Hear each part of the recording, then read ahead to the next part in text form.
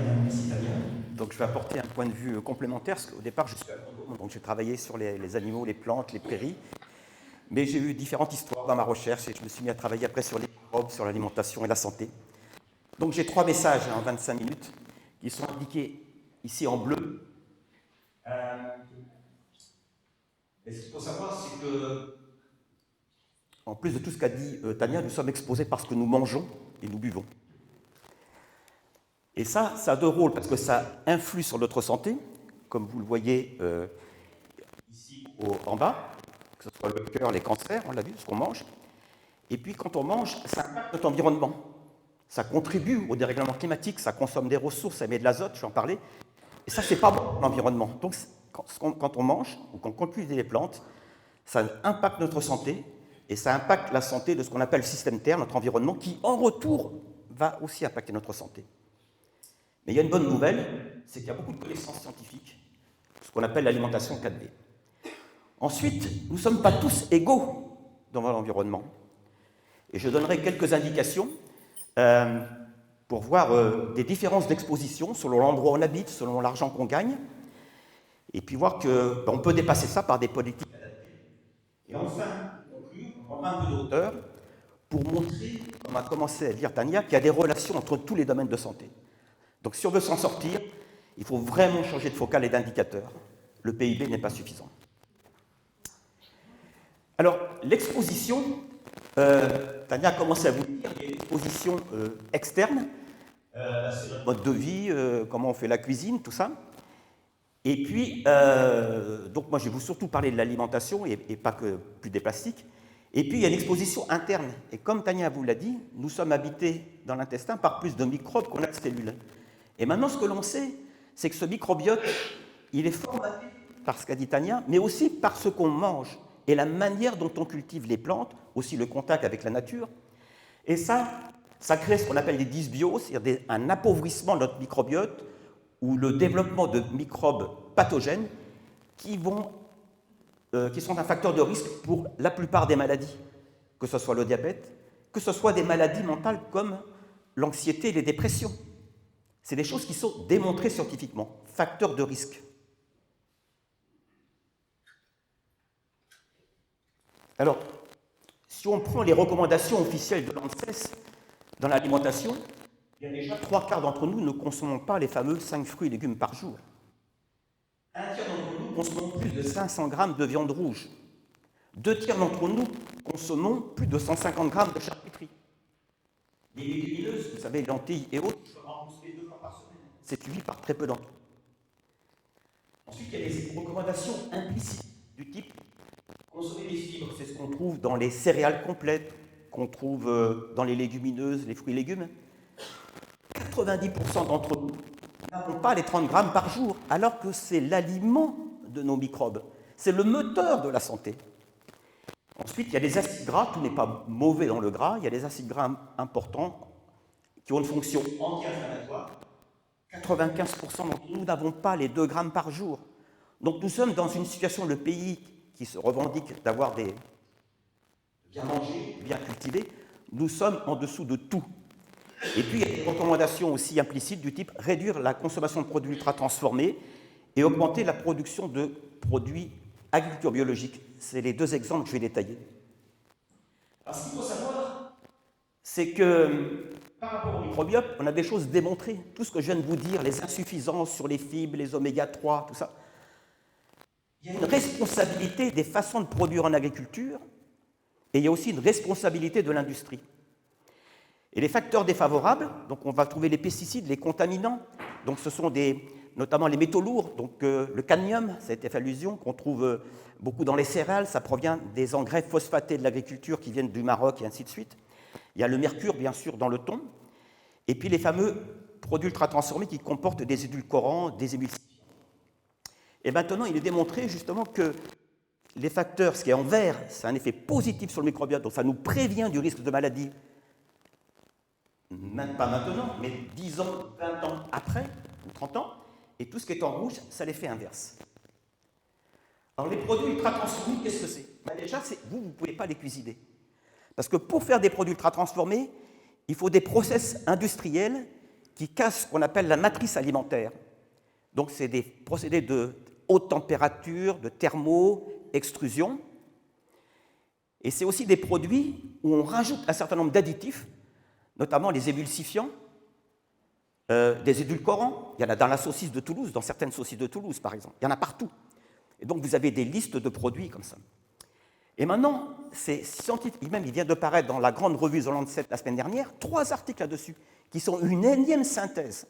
Alors, ce qu'il faut savoir, c'est 35% de nos calories en France. Un tiers. Donc, comme ici, beaucoup de gens mangent bien, s'ils n'en sont qu'un 15-20%, ça veut dire qu'il y en a qui sont à 40, 50, 60%, comme aux États-Unis. Et surtout les enfants, les jeunes, les plus concernés. Et maintenant, on sait que ces produits ont un caractère addictif. Ça veut dire plus on les consomme, quand on en consomme, on tend à en consommer plus. Et puis qu'il y a un effet aussi direct. Alors, je ne vais pas le détailler. Il y a les effets des emballages, la donnée Tania, parce que souvent, c'est dans des boîtes avec du plastique plus ou moins visible. Mais il y a aussi l'effet des produits en eux-mêmes. Et donc, je ne vais pas détailler plus, mais c'est pour savoir c'est quelque chose qui est démontré. Et ce qu'il faut savoir aussi, que ces produits sont souvent le plus issus d'une agriculture intensive, qui vient des 4 coins du monde. Vous allez au marché, vous achetez des tomates, ce ne sont pas du Maroc, ça vous le savez, c'est bon. Mais quand vous achetez ces produits, des barres chocolatées ou autres, les ingrédients ne sont pas forcément français. Donc les gens comme disent, il faut manger local, tout ça, mais j'ai dit, déjà ne mangez pas d'aliments ultra transformés, parce que vous mangerez déjà beaucoup plus local. Le deuxième exemple, c'est sur les pesticides. Je prends les fameux néonicotinoïdes ici. C'est l'exemple du Japon. En 1990, il n'y avait pas de néonicotinoïdes. Vous voyez, sur la courbe bleue, ça a explosé. On est passé de 0, donc de 50 tonnes à 400 tonnes. Les quantités sont les mêmes en France. Quand on regarde dans les urines d'une sélection de la population, vous voyez que ça commence par augmenter aussi, avec une très grande variabilité aussi. Donc il y a une liaison entre les quantités de pesticides mises sur un territoire, par exemple un pays comme le Japon ou la France, et la quantité qu'on retrouve sur les urines, avec des variations bien sûr considérables. Des graphes comme ça, j'en ai plein. J'en ai pour le Roundup, j'en ai en Allemagne, j'en ai aux États-Unis, j'en ai partout. Ça fonctionne toujours de la même manière. Donc une partie des résidus de pesticides, on les retrouve dans les aliments, donc dans les urines, dans la boisson, et après on les retrouve aussi dans l'air.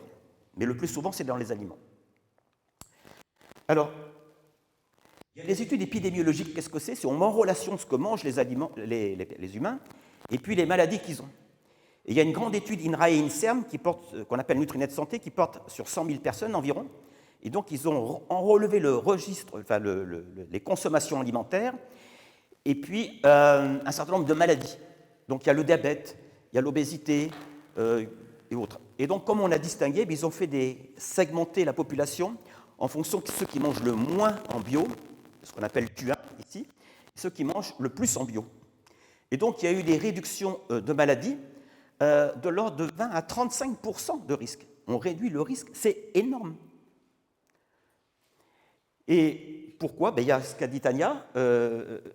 D'où ça vient? C'est qu'il y a des effets des faibles doses des perturbateurs endocriniens, les effets cocktails et les effets non toxicologiques à long terme. Donc ça rejoint, il n'y a pas que les plastiques, et ce que je dis, c'est en complément de ce qu'a dit Tania, c'est un peu la même chose. Donc vous voyez, ça c'est l'agriculture qui est responsable principalement de cette exposition, et ce que je vous ai dit avant, c'était essentiellement l'agro-industrie. Maintenant, je vous ai dit aussi, ce qu'on mange, c'est un effet sur l'environnement. Là, c'est mon environnement qui a un effet, c'était mon alimentation qui a un effet sur ma santé, mais ce que je mange, c'est un effet sur l'environnement. Ici, je prends des émissions de gaz à effet de serre. On prend le français moyen, il émet 1600 kg en équivalent CO2. C'est essentiellement pour moitié, un quart, enfin 40%, c'est du méthane des vaches, la fermentation entérique. 40%, 45%, c'est le protoxyde d'azote qui a un fort pouvoir de réchauffement global, et ça vient des engrais azotés et des éjections animales. Et puis 15%, c'est le fioul du tracteur ou le chauffage de la serre. Et vous voyez sur ce graphique, mais tout ce qui est en rouge ici, c'est la viande rouge. En rose, c'est le porc et la volaille. En bleu, c'est les laitages. Et tout le reste, tout ce que vous mangez hors boisson, hors coca et tout ça, ça ne tient les légumineuses, les fruits et légumes, ce n'est que ça. maintenant, il y a beaucoup de travaux soit de modélisation, soit d'études épidémiologiques, qu'on montre que sans être végétarien, mais si on réduit d'un tiers ou des 2 tiers la consommation de produits animaux, il y a toujours du rouge, du rose et du bleu. Mais vous voyez qu'on peut passer de 4,4 kg en équivalent CO2 par jour à 1,7, on peut diviser par 2 sans problème. La très bonne nouvelle, c'est que ce régime alimentaire, il est aussi meilleur pour la santé. Je n'ai pas le temps de le dire. Donc c'est meilleur pour l'environnement. C'est-à-dire, quand je mange de cette manière, c'est meilleur pour moi, mais c'est meilleur aussi pour la planète. Et comme on a vu tout à l'heure qu'avec le réchauffement climatique, les hautes températures, ça nous affecte aussi, c'est gagnant pour moi, mais pour le futur, pour les générations futures.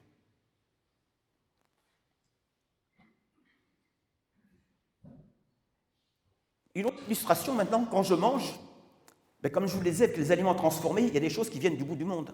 Si vous mangez du poulet, il y a une forte chance que le poulet que vous mangez participe à la déforestation. Parce qu'on importe en France 2,5 millions de tonnes de soja. On importe de l'huile de palme. Alors on n'a plus, maintenant vous n'avez plus l'huile de palme dans les magasins, mais sauf que vous mangez du poulet ou n'importe quelle viande, les concentrés qui sont donnés aux animaux contiennent de l'huile de palme aussi. Donc vous finissez toujours par en bouffer, quoi. Bon, à la limite, c'est une partie du problème. Parce que quand on déforeste pour faire du soja, il y a les émissions de gaz à effet de serre, il y a la destruction de la biodiversité, mais il y a plus grave encore, quand on réduit l'espace réservé à la faune sauvage, elle rentre en contact avec les animaux d'élevage, et c'est là qu'il y a des transmissions de virus, vraisemblablement comme le Covid, comme le coronavirus. Et donc on génère un environnement propice aux pandémies du type de celles qu'on a eues. Et ce qu'on sait maintenant, c'est que les maladies infectieuses qu'on n'a pas juste effleurées ce soir, dans cette diapositive, elles sont en augmentation, et le plus souvent, ce qu'on appelle donc les zoonoses, elles proviennent de la mise en contact de la faune sauvage avec, avec les animaux domestiques et nous-mêmes. Et donc quand on mange, on contribue, quand on mange un certain nombre d'aliments, ça contribue à cela. Non, je donne un petit clin d'œil sur l'agriculture. L'agriculture, en fait, en Europe, on peut la caractériser comme extractiviste. Elle dépend du pétrole, du soja. Le pétrole, ce n'est pas le fuel du tracteur, c'est les engrais azotés qui sont les pesticides et l'élevage du bétail qui est très exigeant en matière première. Et donc ça a beaucoup d'impact et ça rend peu de services. Alors qu'il y a gaz à effet de serre, tout ça.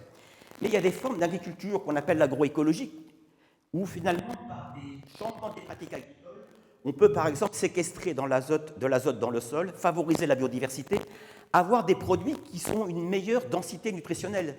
Les fameux, par exemple, acides gras oméga 3, selon que la vache mange de l'herbe ou du maïs soja, ces acides gras utiles pour notre santé sont doublés. On peut même les quintupler en ajoutant du lin. Donc il y a plein de marges de progrès. Ça existe actuellement, mais c'est anecdotique. Donc tout l'enjeu pour notre santé et pour la planète, c'est bien de passer de ce type d'agriculture extractiviste à ce type d'agriculture basée sur la biodiversité. J'en donne une petite illustration ici. Bon, je n'ai pas trop le temps de détailler, mais ça passe par, on l'appelle aussi régénératrice, c'est l'agriculture biologique ou des agricultures cousines. Ça passe par restaurer les habitats, les haies, les tailles de parcelles raisonnables, mettre des légumineuses, et ainsi de suite. La conclusion de ça, c'est plus de biodiversité dans les plantes, les sols et les paysages, c'est plus de densité nutritionnelle, notamment des antioxydants pour notre santé, c'est moins de pesticides, avec tout ce qu'on a dit Tania et ce que j'ai dit, moins de pétrole et moins d'impact sur le climat. Donc ces choses-là existent. Ce qu'il faut savoir, c'est qu'on a oublié, c'est que les moteurs de santé, comme l'a rappelé Tania tout à l'heure, le plus souvent, ce sont les microbes. On a parlé des microbes dans notre intestin, et ce qu'il faut pour les nourrir, c'est des fibres, des antioxydants, ce n'est pas des aliments ultra transformés, ce n'est pas les perturbateurs endocriniens, ce n'est pas les pesticides. Et dans les sols, c'est la même chose. On a appris à l'école qu'il fallait mettre de l'azote pour que les plantes poussent. Or, l'azote ou les pesticides tuent les microbes qui sont des alliés de la santé des plantes. Donc on a tout faux. Et donc la nouvelle agronomie ou la nouvelle alimentation, elle passe par les microbes. Alors concrètement, on en arrive à un élément alimentation de ce type-là. La première chose, c'est plus frais, moins de calories transformées. La deuxième chose, c'est une alimentation plus végétalisée, beaucoup plus variée. Et un simple varié, c'est faire varier les couleurs. C'est pas 5 fruits et légumes par jour, c'est 25 fruits et légumes différents par semaine en faisant varier les couleurs. Une pomme jaune, c'est pas une pomme verte, c'est pas une pomme rouge. À chaque couleur est associé des antioxydants qui ont des fonctions spécifiques. Et la quatrième règle, c'est se sourcer en produits qui contribuent à régénérer le vivant. Donc ce n'est pas issu de l'agriculture extractiviste, c'est issu de l'agriculture dite biologique ou régénératrice. Et quand on fait ça, il y a moins d'émissions de gaz à effet de serre, moins d'azote actif. Dans le schéma sur les limites planétaires qu'a présenté Tania, le dépassement est le plus important pour l'azote. L'azote réactif, c'est les nitrates dans l'eau, c'est l'ammoniac dans l'air, et l'agriculture est responsable, au niveau mondial, de 80% des émissions d'azote réactif. Si plus de on parle de souveraineté alimentaire, c'est n'importe quoi. Si on veut vraiment ce type d'agriculture, souveraineté alimentaire, c'est pas forcément que produire, c'est réduire le soja et les engrais azotés.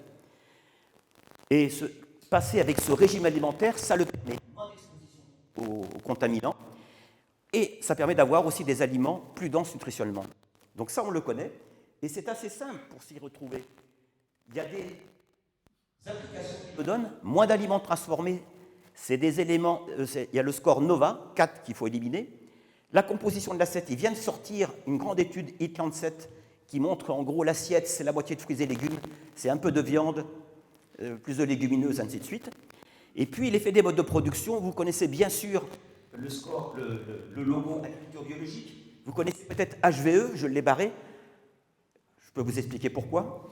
Il y a des marques bleu blanc qui sont tout à fait positives. Le Planet Score donne aussi des informations pertinentes. Donc on a tous les outils, si on veut, pour avoir cette alimentation saine et variée. Je vais être beaucoup plus rapide pour mon deuxième message.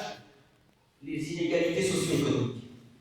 Je rappelle juste qu'il y a 13 ans d'écart de vie entre les personnes qui sont les plus aisées et les plus modestes.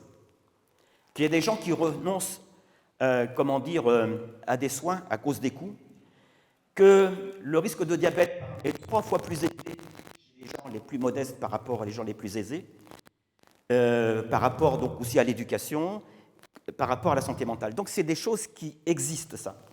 Et il y a la carte du diabète, vous voyez, qui est édifiante, on le retrouve dans le nord-est de la France. C'est les zones plus pauvres, mais c'est aussi des zones qui sont les plus contaminées par les pesticides. Donc il y a plusieurs facteurs. La difficulté, c'est que toutes ces maladies dont on a parlé, elles sont multifactorielles. Et donc, un certain nombre de lobbies en profitent parce que c'est complexe. De plus en plus, je m'aperçois parce qu'on fait porter la responsabilité souvent de la malbouffe sur les 67 millions de Français. On fait porter ce constat sévère sur les 400 000 exploitations agricoles. Mais en fait, ce qu'il faut savoir, c'est que l'essentiel est verrouillé par les intermédiaires, les entreprises de l'agroalimentaire, qui n'ont pas intérêt à changer, et puis les grandes centrales d'achat. Elles formatent, finalement. Je travaille actuellement avec des coopératives, mais ils sont formatés. L'essentiel de la nourriture, ce n'est pas dans les marchés d'avant, ce n'est pas dans les magasins bio, c'est dans les grands supermarchés, et ça provient de la grande industrie.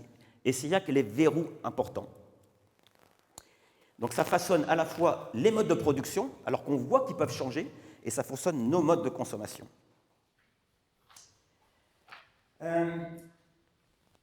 Donc, ces inégalités, je le rappelle, on n'a pas tous accès à une alimentation saine et durable, la disponibilité dans certaines zones, le prix. L'exposition, on n'est pas tous exposés de la même manière. Il y a des facteurs territoriaux socio-économiques, et donc on a besoin de politiques publiques qui facilitent l'accès à une alimentation saine, qui soutiennent l'agroécologie. Je rappelle qu'avec la loi du plomb, le mot agroécologie a disparu. J'étais cet après-midi avec des enseignants de lycée agricole. Il y avait des enseignements en agroécologie. Le terme a disparu. C'est une régression. Les normes, les taxes, il faudrait plus d'ambition sur la restauration collective. Vous savez, normalement, il y a un repas ou deux végétariens. dans les restaurations collectives, mais ce n'est pas respecté par la majorité, alors que l'ambition, c'est ce qui est affiché, l'objectif, c'est le minimum de ce qu'il faudrait. Il y a des expériences positives, par exemple à Strasbourg, ce qu'on appelle l'ordonnance verte, pour les fameux 1000 premiers jours, donc il y a des politiques locales qui sont possibles. Le problème majeur, c'est que les politiques sont en silos, sectoriels. Même en agriculture, vous avez l'azote, vous avez l'eau, vous avez le climat, après vous avez l'éducation, vous avez la santé, mais rien n'est coordonné. Et donc ce n'est structurellement pas à la hauteur pour résoudre les défis sanitaires et environnementaux. Dernière partie. J'ai fait une petite synthèse, en dit Sania et puis moi, parce qu'il faut savoir que le moment est quand même critique, parce qu'on estime en France que les coûts cachés de notre alimentation, c'est 170 milliards d'euros. Quand on dépense 1 euro pour se nourrir en France et en Europe, il faut 1 euro pour réparer la santé et 1 euro pour réparer la planète. Et que dans le domaine que je connais, il y a 4 facteurs principaux qui expliquent ça. Les excès d'engrais azotés, donc on les importe parce que ça vient du gaz russe. Les excès de pesticides, les excès d'élevage sans lien au sol, on peut dire intensif, comme vous voulez, et excès de consommation de protéines animales, et puis excès de consommation de produits pas consommés. J'ai lu un bouquin qui m'a frappé qui s'appelle Le suicide de l'espèce. Et ce qui montre finalement un système absurde. On finance les dégâts, bien sûr, sur notre santé et sur l'environnement, qui finit par attaquer notre santé, mais on finance aussi le système qui génère ces dégâts. C'est l'absurdité totale. Le problème, c'est que les effets des choix tels que vous a présenté Tania ou j'ai présenté, les effets sur la planète et notre santé, ils sont différés. J'agis maintenant, le résultat, c'est dans 5, 10, 20, 30 ans, les politiques sont élues pour 5 ans. Et donc c'est pour ça qu'on a besoin de changements transformateurs. Il faut une réorganisation fondamentale, systémique des facteurs économiques, changer de paradigme, de valeur. Alors un petit récapitulatif ici. Les problèmes de santé, Tania vous a parlé de fertilité, je vous ai parlé de maladies chroniques, il y a l'antibiorésistance, les zoonoses, et puis il y a tout ce qui est le bien-être, précarité alimentaire, j'en ai parlé. Le revenu des agriculteurs, les écarts sont plus grands que dans la société. C'est-à-dire qu'il y a des très bons revenus en agriculture et puis des revenus très bas.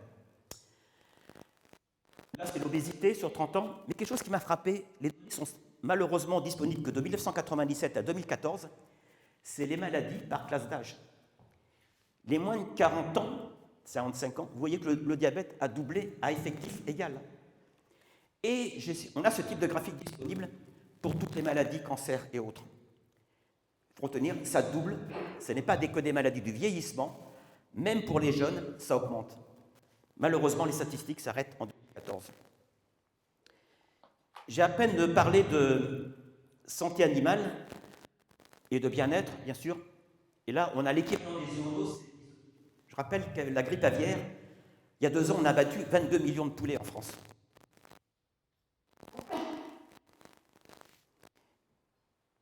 Côté agriculture, on a des phénomènes d'érosion, de pollution des sols, de stagnation des rendements. Vous savez, les rendements blé qui ont triplé entre 1950 et 2000, 2010, maintenant ça stagne.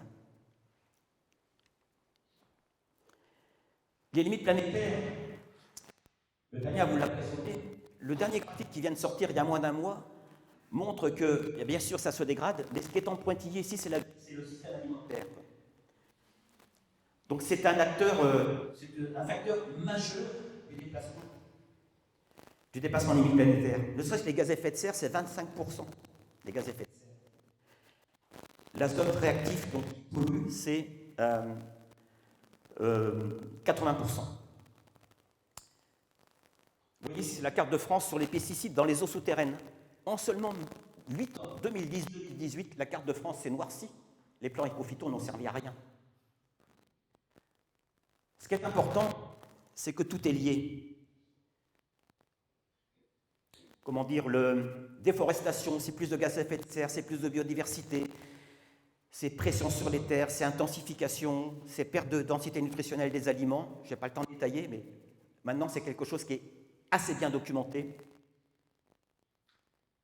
Et que, encore une fois, quand on mange, ça accroît les risques ici et ça contribue à dégrader l'environnement qui va, comme l'a montré Tania, changement climatique et autres, impacter votre santé. C'est impacté de manière directe et indirecte.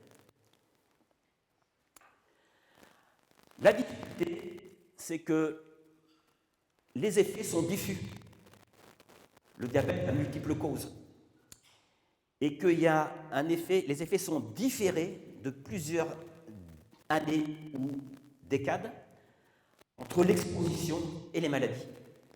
Et donc cette complexité, beaucoup de lobbies s'en servent, parce que pour dire, ben, vous voyez, vous avez oublié ça, puis non, c'est pas ça, vous savez, les abeilles, c'est pas les pesticides, c'est varroa, puis c'est sans arrêt.